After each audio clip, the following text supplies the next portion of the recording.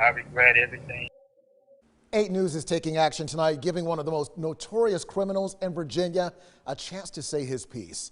Last month, we talked with Williamsburg resident Debbie Smith about meeting with her attacker Norman Jimerson.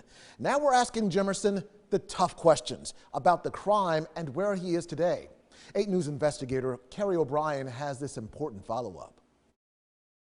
The experience itself was powerful.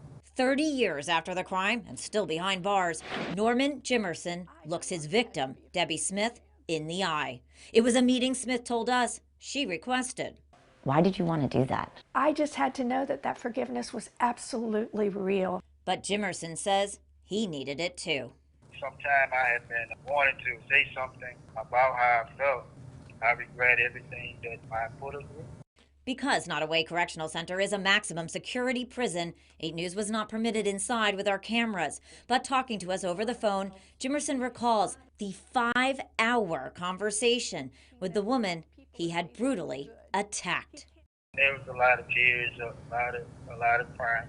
Just listening to her and understanding what she went through, it was impactful. I just couldn't believe that I did such a thing and the pain that it caused.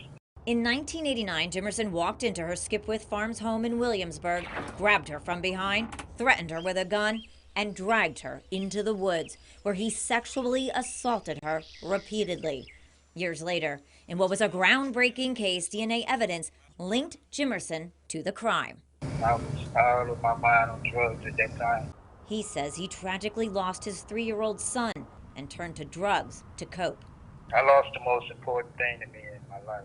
The drug became like a medicine.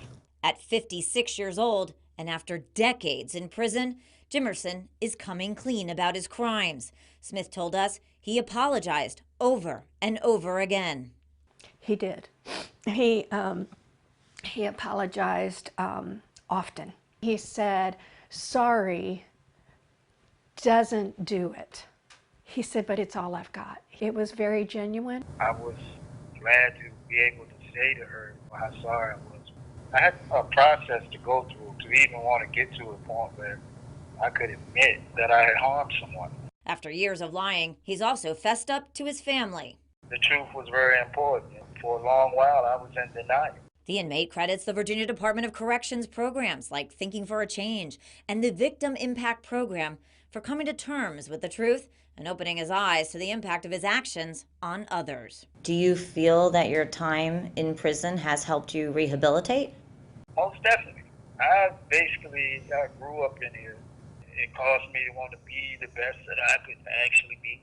Jimerson will soon be up for parole. Do you believe you are a changed man and you should be released? Well, I know I'm a changed man, and it's up to the parole board to make that decision. While Smith isn't sure where she stands on it, she did tell us this.